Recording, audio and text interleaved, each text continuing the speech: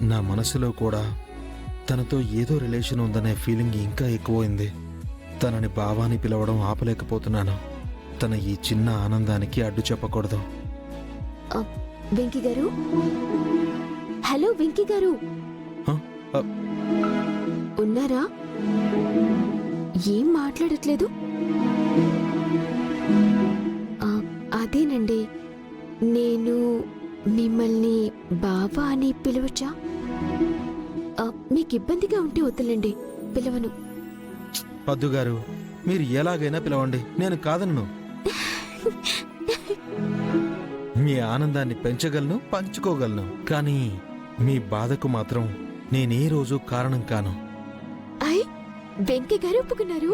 బావా, నువ్వు సూపర్. చాలా అంటే చాలా థ్యాంక్స్ బావా.